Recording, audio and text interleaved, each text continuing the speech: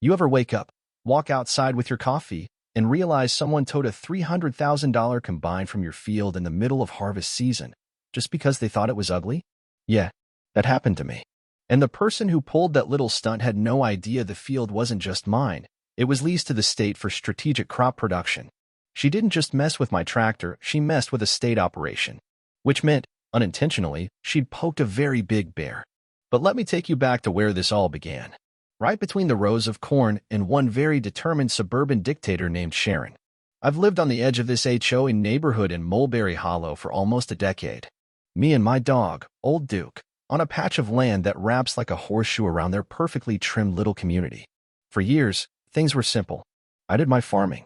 They held BBQs and lawn contests. We kept our distance. It wasn't love, but it worked. That was until Sharon got elected HOA president. Now, I'm not sure what happens in a person's brain when they get control of a homeowners association, but I swear it's like giving a toddler a taser. Suddenly everything's a threat, and they're just looking for something to zap. First, it was noise complaints about my roosters. Then she said my grain silos were aesthetic pollution. But the real fireworks started when harvest came around. That year, I had just begun working the North Field, a wide 160-acre stretch of farmland that's technically leased by the state under a food security program. Not just my crops, this is contracted work with timelines and production targets. When harvest hits, there's no wiggle room. So there I was, early morning, sun barely up, humming Johnny Cash inside the cabin of my Case IH combine, when I spotted her, Sharon, standing at the edge of the property line, arms crossed, clipboard in hand, looking like she was planning to call in air support. I cut the engine, leaned out the window, and gave a friendly wave. She didn't wave back, just shouted across the hedgerow, "You're violating community visual peace standards." I laughed. "It's a tractor, Sharon, not the four horsemen of the apocalypse." She didn't find that funny. "You're dragging down property values. This machinery is within our visual domain." Visual domain. Like that gave her actual jurisdiction. I reminded her, again, that the field wasn't HOA property, it was state land, leased and regulated through the Department of Agriculture. She waved me off and marched away, windbreaker flapping behind her like she was leading a resistance movement. That night, I locked up the combine and went inside, figuring she'd complain to her board, maybe write another passive-aggressive flyer about sideline intrusions.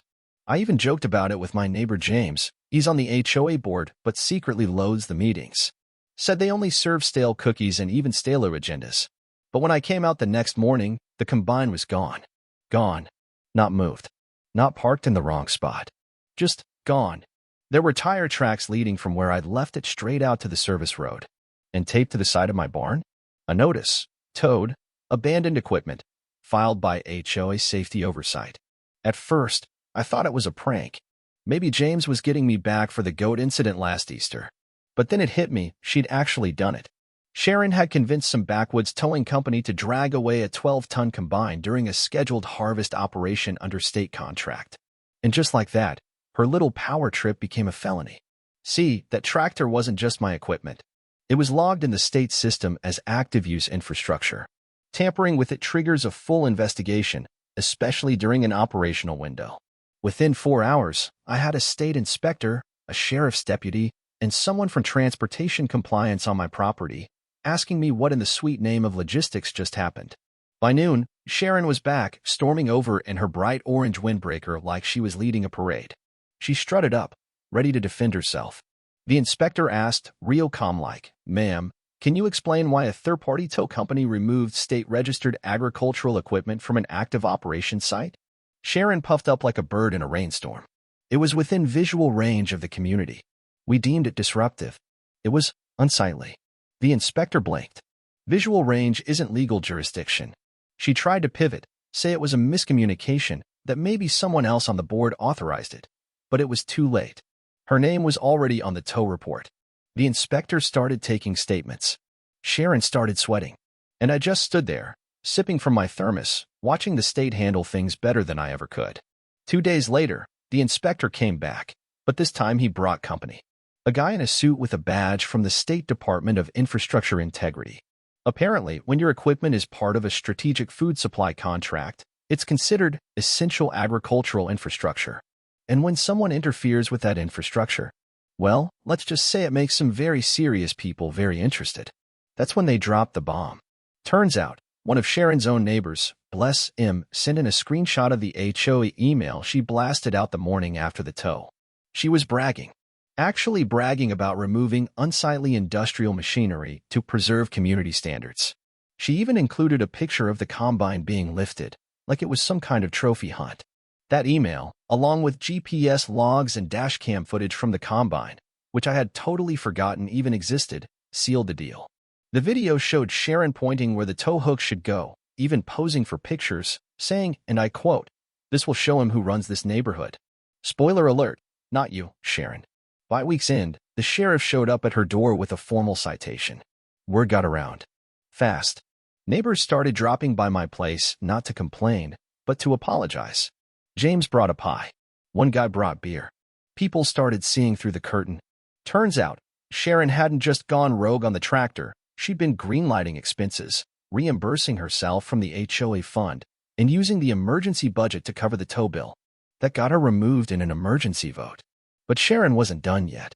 3 days later, I got a certified letter from some local lawyer claiming I'd caused community-wide psychological harm by operating heavy equipment near the neighborhood. Said I needed to cease all operations within 500 feet of the property line. Said my tractor was provocative. I'm not making that up. It actually said provocative machinery. I handed the letter to the AG compliance officer, who read it, looked at me, and said, "She really sent this?" Then he laughed and said she was playing legal Mad Libs. And then came my favorite part of this whole story. See, I own the land around the HOA. But what Sharon, and apparently no one on the board, realized was that I had also quietly acquired the access road into the subdivision. It used to belong to an old rancher, and when the estate went up for auction, I picked it up through a trust. The HOA didn't own the road, they just had an easement that had expired 6 months earlier. And I hadn't renewed it. So I filed to rename the road. The paperwork passed without issue. County crew came out. Put up a brand new sign. Tractorway. Every delivery, every map app, every mailing address now said Tractorway. Sharon lost it. But it gets better. When she tried to host a fall festival to rebuild her image, she didn't realize she needed my permission for vendors to use the road. And since I was hosting my own Harvest Day celebration that same weekend, fully permitted, complete with pony rides and kettle corn, the county flagged the road for restricted agricultural use. Vendors got turned away. Bounce houses deflated. Meanwhile, across the fence, we had fiddles playing, kids riding ponies, and brisket smoking on open grills. Sharon tried to enter the field. Claimed I was poaching her event. But I'd already filed a trespass notice with the state. Deputies turned her around. By the end of the night, I was back on my porch, cider in hand, watching the HOA's little carnival tent sag in the wind while ours danced with laughter. The last straw was the gate. I'd installed a secure keypad system on Tractorway, legal under private agricultural road code. Access was granted only to residents who signed the agreement acknowledging that HOA held no claim or control over the road. Everyone signed, except Sharon. She refused, which meant she had to take the long way, 20 extra minutes of gravel, potholes, and shame. Eventually, her house went up for sale. Quiet listing. No tours. Just a sad little paragraph on Zillow with private showing by request. Rumor is she moved to a condo across town. No land. No tractors. No roads she couldn't control. And as her moving truck rolled down Tractorway, the gate opened automatically for the approved vehicle. She, of course, had to wait for it to close and reopen before she could follow. Funny how things come full circle. So, yeah, all because she thought my tractor was ugly. Tell me, do you think Sharon got what she deserved? Was the road renaming too far, or just the perfect cherry on top? Drop your thoughts in the comments. I've got time to read between hay bales. And if you've ever dealt with an HOA Karen of your own, you've got my sympathy, and maybe a slice of pie waiting for you next harvest. Thanks for listening. And remember, never underestimate a farmer with a contract and a combine.